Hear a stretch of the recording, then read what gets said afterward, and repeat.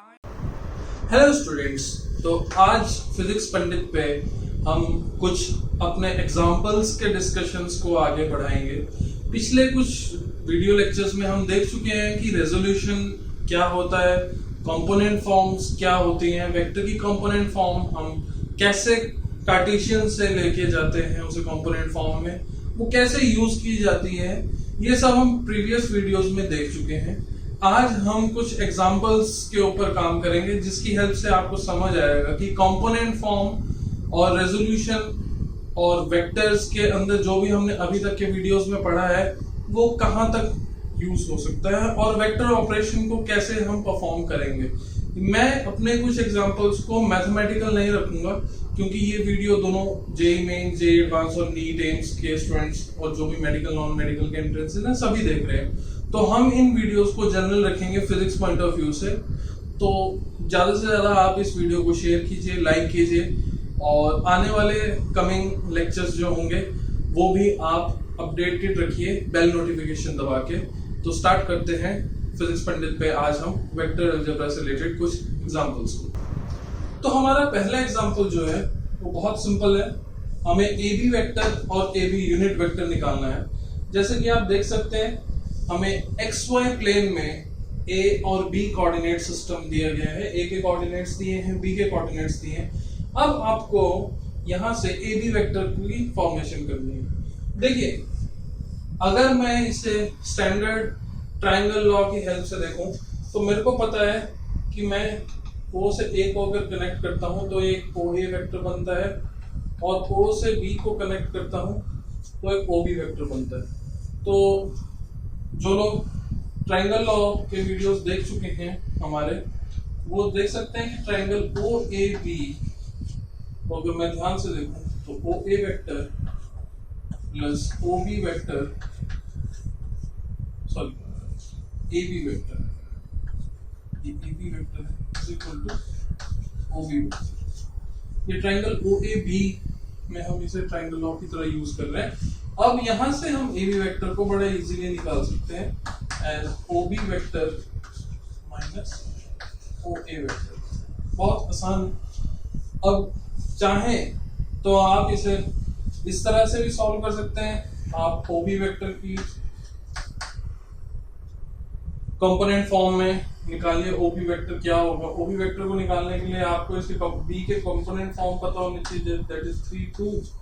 ये ओरिजिन है तो this is 3 i cap plus 2 j cap, ये ओ बी वेक्टर होगा। ऐसे ही वन कोऑर्डिनेट की कंपोनेंट फॉर्म क्या होगी,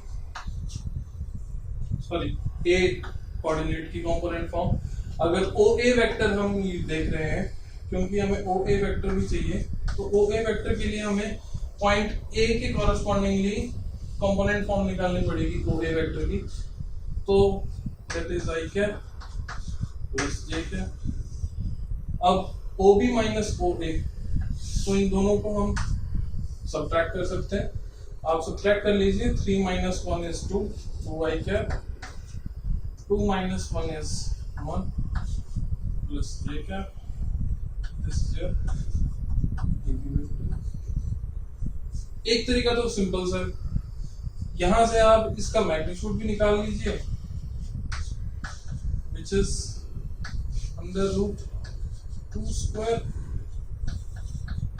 1 square under root 5। और यहां से मैं ए बी यूनिट वेक्टर भी निकाल सकता हूं which is A B vector divided by its mod, which is magnitude. आप इसी चीज को यूज कीजिए। तो यहाँ पे आप A B vector unit form, ये ए बी यूनिट वेक्टर आप लिख सकते हैं यूजिंग दिस फार्मूला, जो यूनिट वेक्टर का ही फार्मूला, that is 2i cap plus j cap. ये वेक्टर आ गया divide by under root 5 which is written as 2 by root 5 i cap plus 1 by root 5 j। तो हमें दो चीजें चाहिए थी यहाँ पे, एक तो हमें वेक्टर चाहिए था, वो हमें मिल गया, और एक हमें यूनिट वेक्टर चाहिए था, ये भी यूनिट वेक्टर, जो कि ठीक है। लेकिन जब आप इस न्यूमेरिकल को कर रहे हैं तो ये ट्रायंगल लॉ की एप्लीकेशन की तरह है। अब इस न्यूमेरिकल को हम और भी जल्दी कर सकते हैं। कितना जल्दी? और आप इस चीज को विद इन 10 सेकेंड्स भी कर सकते हैं। कैसे? हमें ए बी वेक्टर चाहिए और यूनिट वेक्टर चाहिए। देखिए, मैंने अभी पीछे जो हमारे वीडियो लेक्चर्स थे उसमें क्लियर ये बोला था कि आप पूरे प्रोसेस को अगर जानते हैं तो डायरेक्ट कंपोनेंट फॉर्म पे भी जा सकते हैं। मैं ए बी वेक्टर की कंपोनेंट फॉर्म पे तो लिख सकता हूँ। ए बी वेक्टर की कंपोनेंट फॉर्म क्या होनी चाहिए? That is x2 minus x1 which is 2, y2 minus y1 which is 1। तो यहां से मैं सीधा डायरेक्ट लिख सकता हूं कि ए बी वेक्टर की कंपोनेंट फॉर्म अगर 2 और 1 है तो this is 2i cap plus j cap, इसका मॉड मतलब इसका मैग्नीट्यूड अंडर रूट 5 होगा, और इसका unit vector 2 by root 5 i cap plus 1 by root 5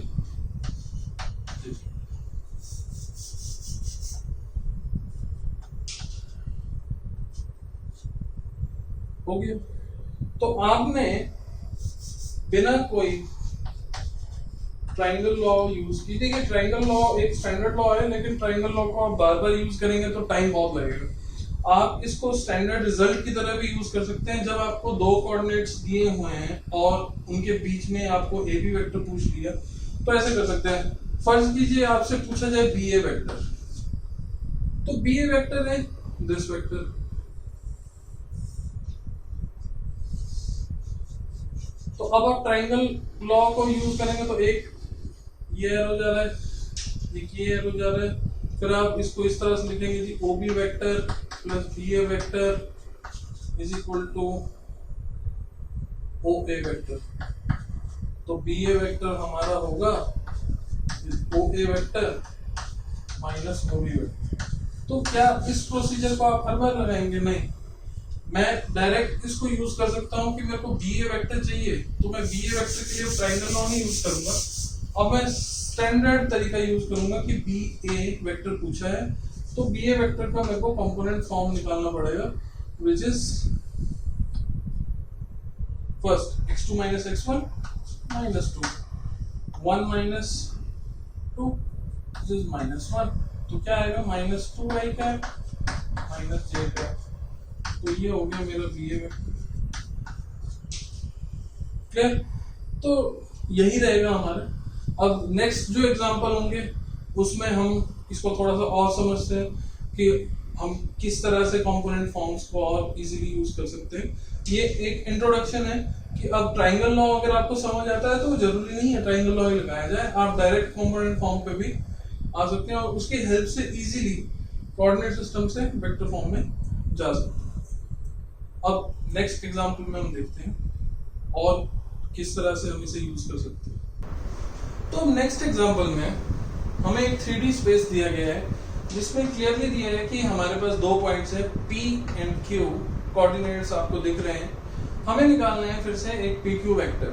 फिर से वही जैसे पिछले क्वेश्चन में हमारे पास एक 2D स्पेस था, एक 2D प्लेन के अंदर हमें वेक्टर निकालना था। यहाँ पे हमें 3 डायमेंशनल स्पेस के अंदर वेक्टर फॉर्मेशन करनी है अगर हमें कोऑर्डिनेट सिस्टम दिया है। अब मैं बार बार ट्रायंगल लॉ नहीं यूज कर सकता, जैसे कि मेरे को पता है कि मैं O से Q कनेक्ट करूं, फिर P Q से P और ये ट्रायंगल बने। अब मैं वो नहीं करूंगा क्योंकि मेरे को अपना टाइम बचाना है। कंपटीशन में हम चाहते हैं कि कम से कम टाइम में हमारा प्रॉब्लम यूज हो।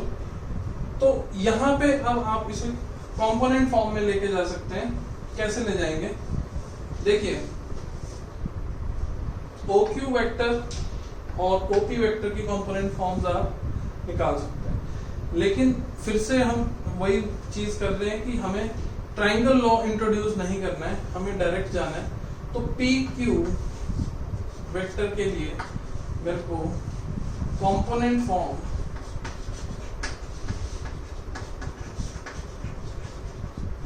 ऑफ पी क्यू वेक्टर पे स्ट्रेस करना पड़ेगा, जो कि क्या होगी,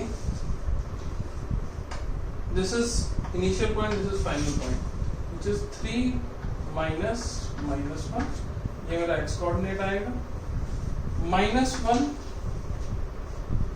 -2, ये मेरा y कोऑर्डिनेट है, तो y कंपोनेंट ये रहेगा, z कंपोनेंट 1 माइनस -1, तो मेरे कंपोनेंट्स जो रहेंगे that will be 4, this is 3 + 1 and this is -3, तो ये मेरे कंपोनेंट्स रहेंगे। तो मैं डायरेक्ट लिख सकता हूँ मेरा पी क्यू वेक्टर होगा 4i cap -3j cap, which is simple, और मैग्नीट्यूड मेरा होगा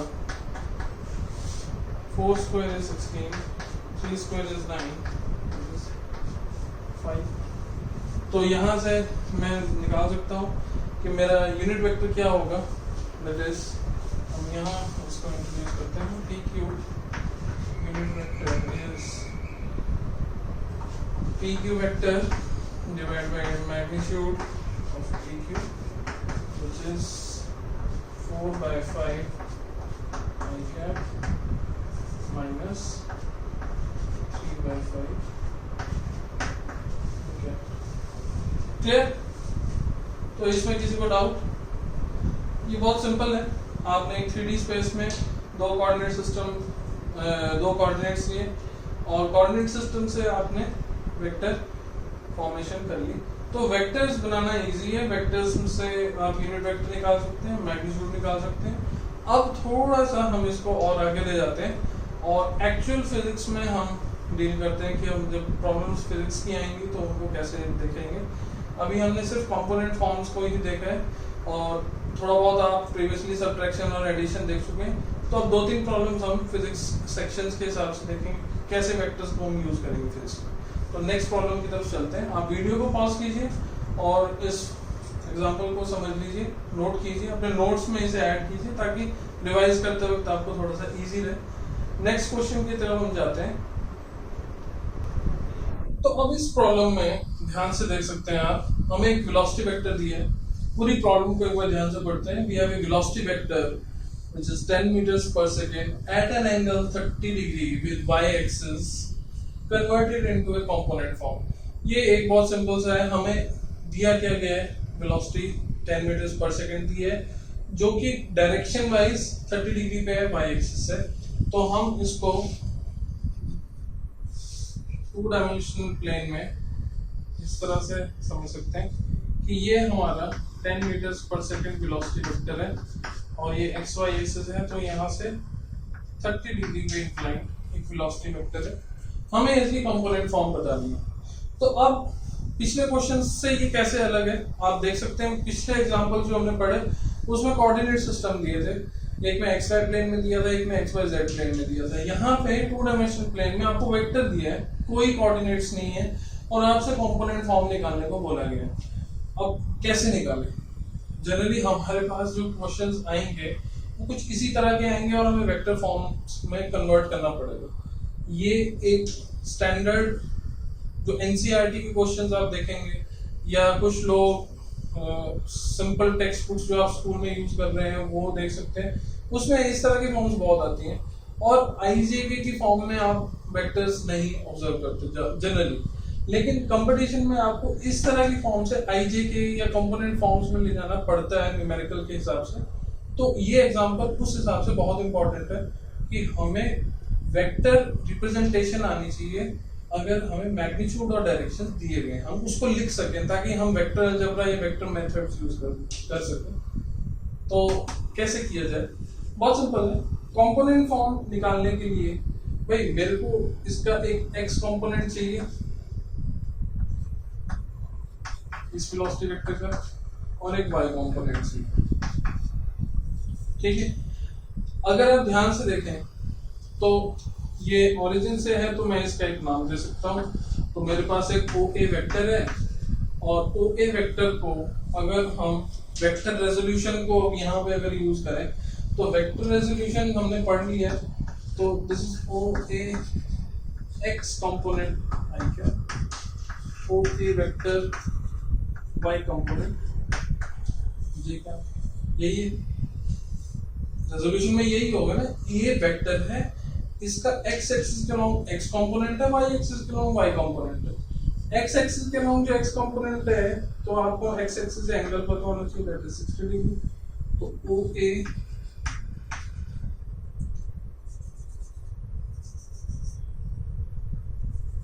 x कंपोनेंट आप निकाल सकते हैं, इसका कितना होगा, magnitude of OA into cos of 60 degree, और OA का y कंपोनेंट भी निकाल सकते हैं, magnitude of OA vector cos of 30 degree, cos of this x component यहाँ, y कंपोनेंट यहाँ, और आप इजीली निकाल सकते हैं। तो उसको यूज कीजिए, this is 10 into cos of 60। cos of 60 की वैल्यू आप लोग सब जानते हैं 1/2, और यहाँ पे 3/2 cos ऑफ 30 की वैल्यू। तो मैं लिख सकता हूँ अब OA वेक्टर को मैं इस फॉर्म में लिख सकता हूँ, that is 5 I cap plus 5 into √3 j cap। Simple, कोई प्रॉब्लम ही नहीं है इसमें। अब इसके कंपोनेंट्स क्या होंगे, मेरे को कंपोनेंट फॉर्म डिस्क्राइब करनी थी। इसके components, this is x component, this is y component, और आप यहाँ पे कोऑर्डिनेट्स के हिसाब से भी बोल सकते हैं भाई इसका x कोऑर्डिनेट 5 होगा और इसका y कोऑर्डिनेट 3 होगा। तो बहुत सिंपल है, आपने यहाँ पे मैग्नीट्यूड और एंगल दिए हुए थे, उससे आपने वेक्टर फॉर्म में यूज कर लिया। अब अगर मेरे को ये पता है तो मैं आगे रिस्पेक्टिवली ये वेलोसिटी है, इससे आगे जो भी रिलेशंस मेरे को वेक्टर से निकाले जा सकते हैं, वेक्टर मल्टीप्लिकेशन करनी हो या क्रॉस प्रोडक्ट या डॉट प्रोडक्ट निकालने जो आगे आएगा, तो वो सब मैं कर सकता हूँ, जो कि इसमें थोड़ा सा मुश्किल था। ठीक है, तो ये एक एग्जांपल है कि आप स्टैंडर्ड फॉर्म जो आपको दी जाती है मैग्नीट्यूड और एंगल, उससे IJK या IJ फॉर्म में या कंपोनेंट फॉर्म्स में कैसे आते हैं, तो ये उसके लिए इसको वीडियो को आप पॉज कीजिए, इसको नोट कीजिए, किस तरह से सॉल्व कीजिए, 2-3 बार इसको देखिए, और अगर कोई डाउट है तो इस वीडियो के दौरान जो फ्लैश किया जा रहा है ईमेल आईडी, आप उस पर भी हमें पूछ सकते हैं कि हमें पर्टिकुलर वीडियो में ये चीज़ें नहीं समझ में आई, तो हम उस पर एक और वीडियो बना सकते हैं। आप कमेंट सेक्शन में लिखिए कि आपको क्या क्या इसमें डाउट्स लग रहे हैं या क्या चीज़ समझ नहीं आ रही है। आप जो भी हमें अपना कंस्ट्रक्टिव अप्रोच देंगे कि आपको वीडियो में ऐसी और कौन सी चीज़ें हैं जो इसमें समझ नहीं आ रही हैं, उनको फर्दर ऐड करते जाएंगे या वीडियोस में ये इन्फॉर्मेशन अलग से और प्रोवाइड करेंगे। तो वीडियो को पॉज कीजिए, उसको नोट कीजिए अपने नोट्स में, और नेक्स्ट क्वेश्चन के लिए अब हम तैयार करते हैं। नेक्स्ट क्वेश्चन, अब फिजिक्स में वेक्टर्स की अप्रोच के हिसाब से देखा जाए तो क्या होगा। अब आप फिजिक्स के हिसाब से कुछ क्वेश्चंस को समझ सकते हैं कि यूनिट वेक्टर फोर्स के हिसाब से क्या होगा, फोर्स का यूनिट वेक्टर कैसे निकालना है, या ऐड कैसे करना है दो वेक्टर्स को, या उनके कंपोनेंट्स कैसे निकालना है, ये सब अब आप कुछ एग्जांपल्स देख के समझ सकते हैं। कमिंग टू एग्जांपल्स में वो और आपको आसान कर देंगे वेक्टर अलजेब्रा के हिसाब से कि कैसे यूज करेंगे इसको। तो नेक्स्ट एग्जांपल पे चलते हैं। तो नेक्स्ट एग्जांपल में हमें यहाँ पे दिया जा रहा है कि एक फोर्स वेक्टर दिया गया है, हमें निकालना है find the direction of this force vector. Force vector जो है वो ये दिया है, आपको सिर्फ इसकी डायरेक्शन निकालनी है, बहुत इजी न्यूमेरिकल है। आपको फोर्स वेक्टर अगर दिया गया है तो vector is always magnitude into its unit vector, and unit vector gives you the direction. तो मेरे को यूनिट वेक्टर के बारे में पूछा गया है यहाँ पे, तो मैं ये बोल सकता हूँ कि unit vector is this simple, which means कि फोर्स वेक्टर जो है वो 3i cap minus 4j cap divided by its magnitude which is 9 plus 16। अब छोटे छोटे स्टेप्स आप खुद भी समझ सकते हैं। इसका मैग्नीट्यूड निकालना है तो magnitude is 3 under root 3 square plus 4 square, तो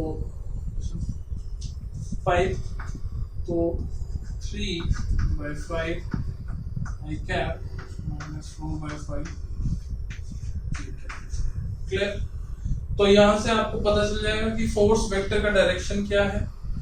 ये जो भी एग्जांपल हमने की है ये बहुत सिंपल और बहुत बेसिक एग्जांपल लग रहा है, लेकिन यही वो छोटे छोटे स्टेप्स हैं जो आगे चल के रोटेशनल मैकेनिक्स में, वर्क एनर्जी में, इवन +2 के स्टूडेंट्स अगर देख रहे हैं तो वहां पे इलेक्ट्रोस्टैट्स में यही वो चीजें हैं कि यूनिट वेक्टर कैसे निकाल दिया फोर्स का, कैसे हम टॉर्क निकाल रहे हैं। तो ये आगे चल के एक ऐसा स्टेप होगा पूरे सॉल्यूशन का जहां पे आप हो सकता है फंस जाए। तो मैं अभी इन डिस्कशंस को इसलिए ऐड कर रहा हूं ताकि वेक्टर भी आपको समझ आ जाए और ये भी समझ आ जाए कि फोर्स का यूनिट वेक्टर कैसे निकाला जाता है। ठीक है, अब इसके बाद इसी तरह का कुछ एक और एग्जांपल है, उसको भी देखते हैं। तो इस सेक्शन के अभी इस लास्ट एग्जांपल में ध्यान से आप समझिए इसे क्या दिया है। हमसे पूछा जा रहा है कि if a force of 6 Newton is applied in direction of a velocity vector which is this 2i plus 2j minus k, then define force vector F। हमारे को फोर्स वेक्टर जो दिया गया है ये बताना है, अगर इसका मैग्नीट्यूड 6 न्यूटन है और इसकी डायरेक्शन जो है वो उसी तरफ है जिस डायरेक्शन में ये वेलोसिटी वेक्टर है, तो आप क्लियरली समझ सकते हैं कि ये क्वेश्चन बहुत सिंपल है कि हमें फोर्स वेक्टर बताना है जिसमें मैग्नीट्यूड आपको गिवन है विच इज 6 न्यूटन और डायरेक्शन जो है यूनिट वेक्टर वो क्या होगी, वो वेलोसिटी वेक्टर के साथ आप बता सकते हैं कि जिस तरफ वेलोसिटी वेक्टर है उसी डायरेक्शन में आपका फोर्स है। तो मेरे से पूछा तो ये जा रहा है। अब यहाँ पे यूनिट वेक्टर हम कैसे निकालेंगे इसको ध्यान से समझते हैं। Force unit vector is same as velocity unit vector, which is velocity vector divided by magnitude। और क्या है ये velocity vector is 2i plus 2j minus k divided by magnitude which is 2 square is 4, 2 square is 4, 2 is 4। तो कितना आएगा ये 4 plus 4 is 8 plus 1 और 3, तो this is 2 by 3 I cap plus 2 by 3 j cap minus k cap, sorry minus 1 by 3 k cap। तो ये आपका unit vector हो गया। मैग्नीट्यूड आपको क्लियर है, मैग्नीट्यूड कितना है हमारा, this is 6 Newton. Unit vector निकल चुका है तो फोर्स वेक्टर आप बता सकते हैं 6 into 2 by 3 I cap plus 2 by 3 j cap minus 1 by 3 k cap। Clear? तो यहां से अब आप फोर्स वेक्टर निकाल लीजिए। 6 will be multiplied by 2 by 3 multiplied by this j component multiplied by this, तो ये कितना हो जाएगा, अब 3 कॉमन है, 3 को ऐसे ही ले लीजिए तो बाहर 2 रह जाएगा यहाँ पे सिर्फ और यहाँ से 3 रह जाएगा। इस 2 को अंदर मल्टीप्लाई कर लेते हैं तो this is 4i plus 4j minus 2j, this is force. तो ये है वो फोर्स वेक्टर। आप इसका मैग्नीट्यूड फिर से निकाल लीजिए, वो उतना ही आएगा जिस under root of 4 square is 16 plus 16 plus 4, तो दैट इज सेम 6 न्यूटन। तो अगर फोर्स वेलोसिटी इस वेलोसिटी वेक्टर की डायरेक्शन में लग रही है और उसका मैग्नीट्यूड ये है तो आप फोर्स वेक्टर भी निकाल सकते हैं। तो अब तक जितना हमने पढ़ लिया है, एडिशन कैसे की, सब्ट्रैक्शन कैसे की, कंपोनेंट फॉर्म में कैसे ले गए कार्टेशियन फॉर्म से, कैसे वेक्टर फॉर्म किए, कैसे यूनिट वेक्टर निकाले जा रहे हैं, इन सब एग्जांपल्स को आप बार बार समझिए। नेक्स्ट सेक्शन जो है उसमें हम मल्टीप्लिकेशन पे अब देखेंगे कि वेक्टर्स का मल्टीप्लिकेशन क्या होता है, वेक्टर्स का मल्टीप्लिकेशन स्केलर्स के साथ कैसे किया जाता है, वेक्टर्स का मल्टीप्लिकेशन जैसे उसमें क्रॉस प्रोडक्ट है, डॉट प्रोडक्ट है, वो सब क्या है, उनके एग्जांपल्स अब हम समझेंगे। और उनकी पहले क्या ज्योमेट्रिकल एस्पेक्ट है, क्रॉस प्रोडक्ट का मतलब क्या होता है, डॉट प्रोडक्ट का मतलब क्या होता है। तो वो अब आगे के हमारे जो वीडियो लेक्चर्स हैं उसमें यही सब डिस्कस होगा। अभी के लिए हम इन्हीं चीज़ों पे काम करेंगे। नेक्स्ट वीडियो जो है उस पे हम multiplication of vectors with scalars के ऊपर काम करेंगे, एक एग्जांपल होगा। तो आज के लिए इतना ही काफ़ी है। आप बने रहिए फिजिक्स पंडित चैनल पे, इन एग्जांपल्स को और ज़्यादा अच्छे तरीके से समझिए। अपने थ्योरी नोट्स में इस तरह के अगर दिखते हैं तो उनको भी सॉल्व कीजिए। और वेक्टर एडिशन और सिंपल रेजोल्यूशन कैसे निकालते हैं किसी वेक्टर का, ये तो आप कर ही सकते हैं, क्योंकि वो चीज़ें अब काफ़ी हद तक कवर हो चुकी हैं। आगे और भी एग्जांपल्स और भी प्रॉब्लम्स आएंगी। अभी हमारा वेक्टर्स जो है वो कह सकते हैं कि it is 60% done, 40% is about vector products, cross product and dot product. तो अगले लेक्चर के बाद आप थोड़ा बहुत समझ जाएंगे कि वेक्टर्स में हम जो पढ़ चुके हैं वो कहाँ कहाँ यूज हो सकता है, क्योंकि क्रॉस प्रोडक्ट और डॉट प्रोडक्ट ही ज़्यादातर यूज होते हैं। ये आपको छोटे छोटे स्टेप्स में सिली मिस्टेक्स जहाँ आप करते हैं वहाँ पे ये चीज़ें आपको बचा सकती हैं अगर आप इनको ध्यान से पढ़ते हैं। तो आज के लिए इतना ही। आने वाले लेक्चर्स पे आप नोटिफिकेशन बेल दबा के रखिए अपने यूट्यूब चैनल के लिए, और नीचे दी गई ईमेल आईडी पे ज़्यादा से ज़्यादा आप अपने क्वेरीज भेजेंगे तो मेरे को अच्छा लगेगा। और ज़्यादा से ज़्यादा इस वीडियो को शेयर कीजिए, लाइक कीजिए, ताकि आने वाले जो वीडियोज़ हैं वो और जितने भी ज़रूरी स्टूडेंट्स हैं जिनको घर बैठे वो फिज़िक्स के नॉलेज मिल रही है, ये चीज़ें इजीली मिल जाएंगी उन लोगों को अगर आप शेयर करेंगे। तो आप ज़्यादा से ज़्यादा इसे सर्कुलेट कीजिए यूट्यूब प्लेटफॉर्म पे, फेसबुक पे, अपने फेसबुक चैनल्स पे, फेसबुक वॉल पे इसे शेयर कीजिए। और जितना हो सकता है इस कंटेंट को ज़रूरतमंद बच्चों तक पहुंचाने की कोशिश करेंगे तो ज़्यादा बेहतर है, क्योंकि ये कंटेंट उन्हीं लोगों के लिए बनाया गया है जो अफोर्ड नहीं कर पा रहे हैं इस वक्त बाहर जाना, या जो जा ही नहीं सकते हैं, उनके पास मीडियम नहीं है। तो फिजिक्स पंडित उन सब लोगों के लिए है जो फिजिक्स पढ़ना चाहते हैं, जिनमें इच्छा है पढ़ने की, और जो डरते नहीं है आसपास के पैरामीटर से कि हमारे पास बुक्स नहीं है, हमारे पास मटेरियल नहीं है। आप इस चैनल पे बने रहिए, एनसीईआरटी की बुक फॉलो कीजिए, और आने वाले टाइम में जो हमारा कोर्स वर्क होगा उसमें हम आपको थ्योरी नोट्स के अलावा पीडीएफ की फॉर्म में भी क्वेश्चन बैंक्स प्रोवाइड कराएंगे। तो दैट विल बी एनफ। और साथ साथ हम कुछ बुक्स रेकमेंड करेंगे, आप उनको भी फॉलो करेंगे तो आपका फिजिक्स जो है वो इतना तो हो जाएगा कि आप उसमें कॉन्फिडेंटली कह सकते हैं कि I am well prepared for a competition test. तो चलिए नेक्स्ट लेक्चर पे मिलते हैं। आज के लिए इतना ही काफी।